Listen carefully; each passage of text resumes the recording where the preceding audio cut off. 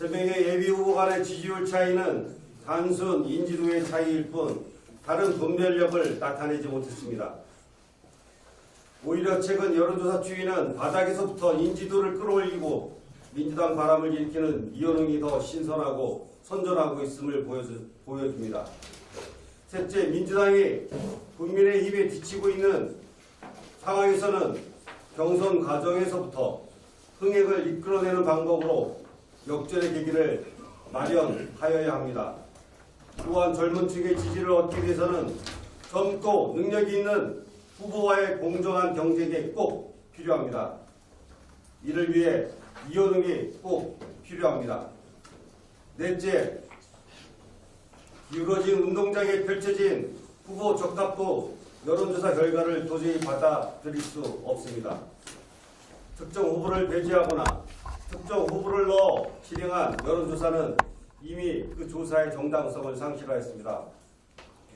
어느 후보가 적합한 편협한 여론조사의 결과를 받아들일 수 있겠습니까?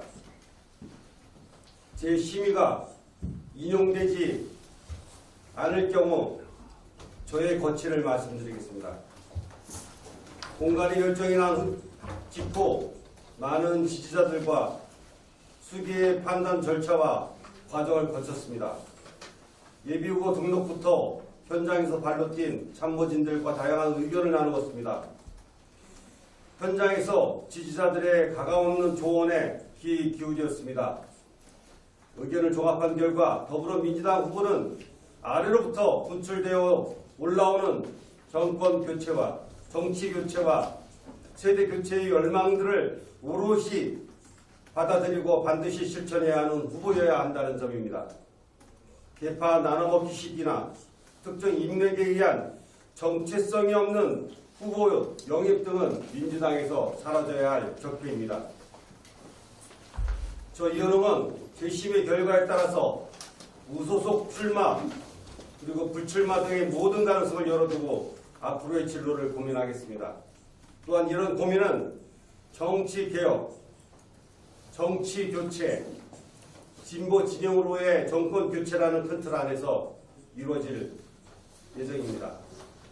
감사합니다.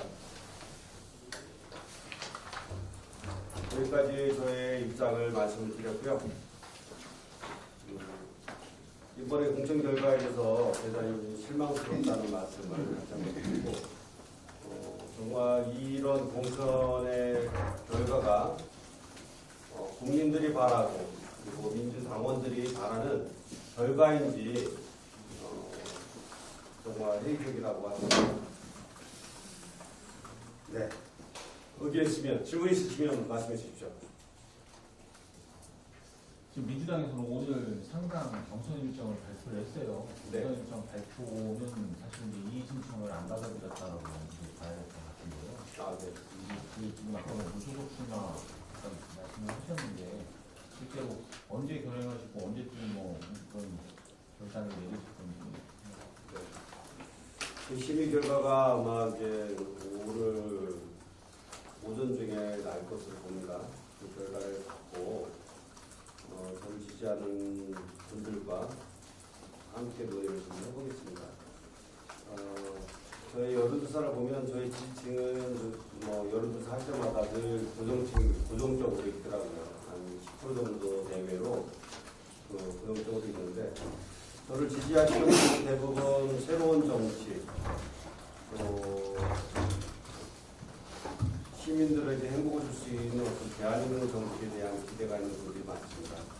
저를 지지하는 분들이 이재명을 지지하는 사람들이 아니라 이현웅을 지지하는 사람들, 공부한 사람들이기 때문에 저는 이분들과 함께 이 결과를 가지고 심도 있게 논의를 통해서 결과를 결정을 좀 해야 되지 않을까 생각합니다. 후보님 네 번째 보시면 네. 특정 후보를 배제하거나 특정 후보를 넣어서 진행하는 뭐 여론조사라고 말씀하셨는데 이 특정 후보가 누군지 좀 얘기를 해주실 수 있으세요? 특정 후보요? 네. 배제한 특정 후보하고 네. 포함한 특정 후보가 누군지. 당연히 이제 공식적인 그 여론조사는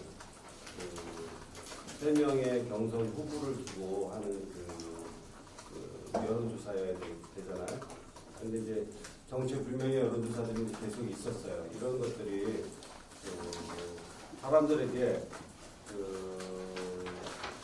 그런 어떤 오해를 불러올 수 있는 그런 여론을 형성하게 돼 있죠. 그런 여론조사가 계속 있었어요. 정체불명의 어떤 여론조사들이 계속 있었고, 그리고 또 뭐 후보들이 뭐 개인적으로 할 수도 있고, 아니면 당에서 이번에 뭐 당에서 했다고 하는 말도 있고 아닌 말도 있는데, 그런 여론조사들이 불공정한 게임을 만드는 당에서 공식적으로 하는 여론조사가 아닌 것으로 사람들에게 호도되는 것은 공정한 게임의 룰을 어기는 것이라고 생각합니다. 여론조사에서 청구에서 변지혜 의원님을 빼고 여론조사가 들어왔죠. 상당부에서 저를 뺐었고 이런 거죠. 그리고 민주영입 때 신용환 교수를 여러 부에 넣어서 심지어 뭐 충주에서도 넣었다고 하는데 이런 여론조사가 보통 여론조사라는 건 어떤 특정한 정보를 얻기 위해서 하는 건데 어떤 정보를 얻기 위해서 하는 여론조사인지 내용을 좀 예측하기 어려운, 납득하기 어려운, 합리적이지 않은 그런 여론조사가 아니었는가 생각합니다. 공천 심사 과정에서의 여론조사에 이게 포함됐다고 말씀하시는 건 아닌 건가요? 지금 돌아가는 얘기로는 그것도 가능성이 있었던 걸로 보입니다. 최근에 정체불명의 여론조사라고 했던 것이, 그래서 당에서 돌리지 않았다고 얘기했지만 또 공천관리위원장은 또 그것이 일부 당에서 돌린 것을 인정하는 듯한 발언도 하셨거든요. 그래서 정치를 확인할 수는 없지만 그렇게 비공식적으로 합리적으로 돌아가지 않는 건 밀실공천이라고 하는 오해를 날 수 있기 때문에 공천 과정은 굉장히 투명하고 또 민주적으로 이루어져야 된다고 생각합니다. 이번 공천 과정이 얼마나 투명한지는 잘 모르겠습니다. 네.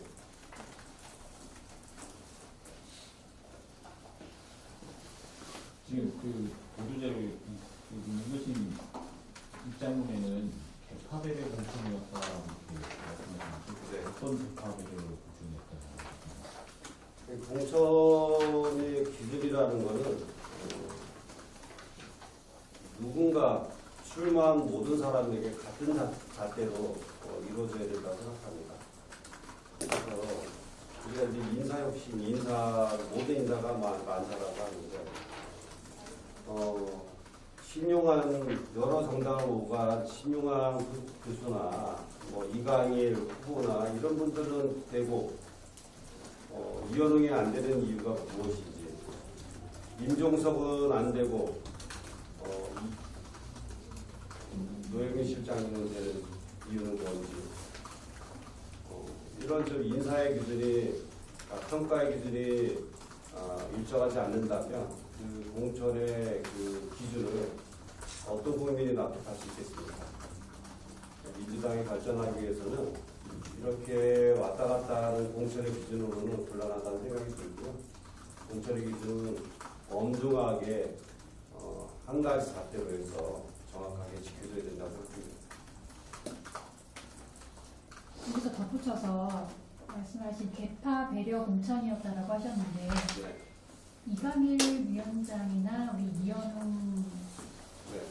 원장님이나 다 네. 친명, 네. 이재명 계류 분류가 되시잖아요. 네. 그런데 우리 이현웅 원장님은 컷오프가 됐잖아요. 이걸 어떻게 설명해야 될까요? 두 분 다 친명으로 분류가 됐었는데. 네. 제가 이제 친명이라고 말씀드리기가 좀 부끄러운 상황이 됐는데, 제가 이재명을 팔아서 지역에서 정치를 하지 않았어요. 이재명이 당대표를 지난 대선부터 현재까지 오로지 이재명 당대표가 추구하는 개혁 정치, 그리고 가치 가치 중심적 그 정치에서 대안이 있는 정치, 집행력과 실행력 있는 정치, 이건 뭐 생활 정치라고 표현하는데 새로운 정치로서의 패러다임이 전환하는데 이재명 당대표, 이재명이라는 정치인이 갖고 있는 가치와 부합되기 때문에 이재명을 지지를 해왔지만 그건 이재명을 위한 정치가 아니라 제가 생각하는 정치와 부합돼서 이재명을 지지하는 거죠. 그래서 제가 이재명을 굳이 팔지 않고 나의 정치를 하기 때문에 근데 뭐 다른 친명이라고 하는 분들이 이재명을 지지하는 이유가 뭔지는 모르겠어요.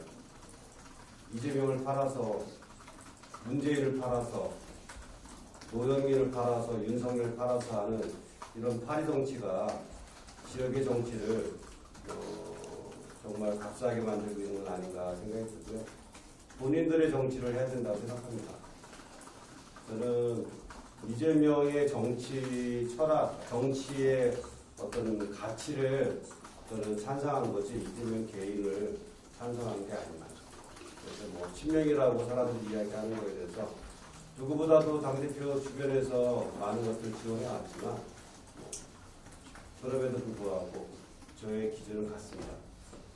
예전이나 정이나 가치를 지향하고 개인을 숭배하지는 않습니다.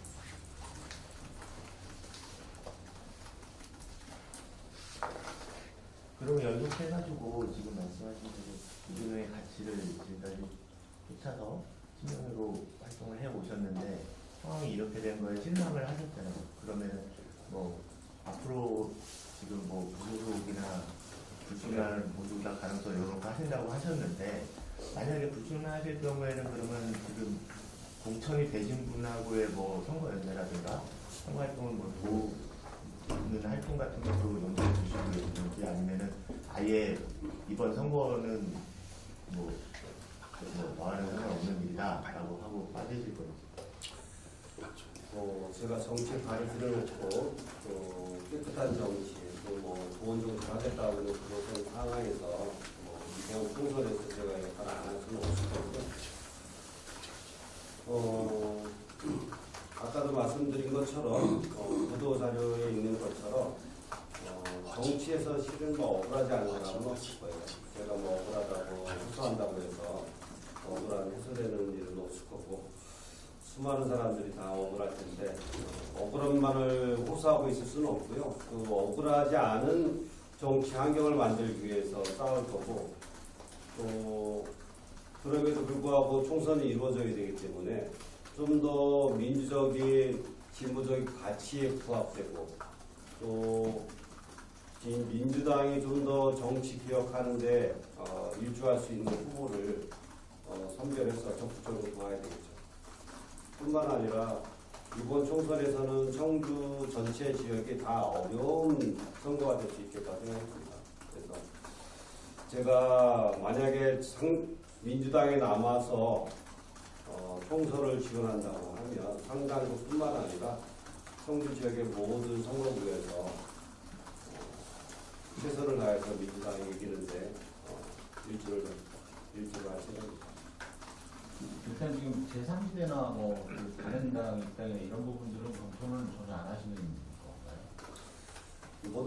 모든 가능성을 열어두고 있는 거기 때문에 그와 관련해서 접촉을 하거나 그걸 뭐 힘들게 고민해 보거나 이러진 않은 것이지만 다양하게 고민을 진행해 보겠습니다.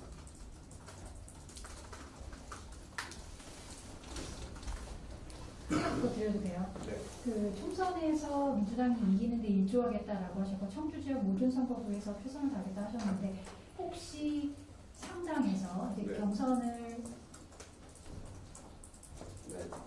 어려운 질문 하시려고 아닙니다. 누구 지원할 거냐? 혹시 뭐 상당을 제외한 청주권에서 생각하고 계신 뭐 후보가 있는지 혹시?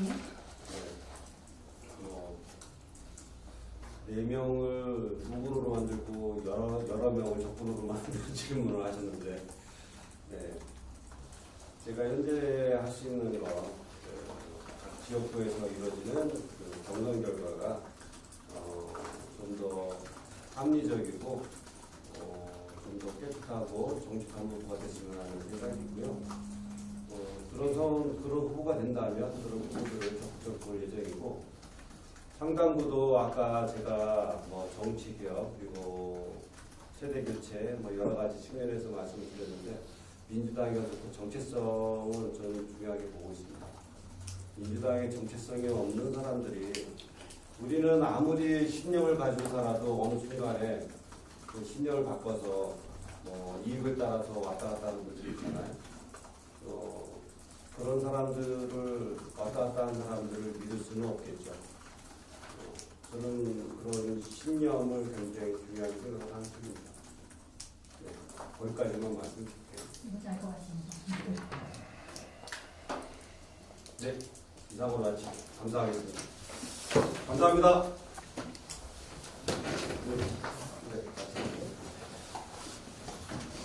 지금 뜻에 재심 결과라고 아예 나온 거, 재심 결과 경선 확정 후보자 등록 공고라고 나온 걸로 봐서는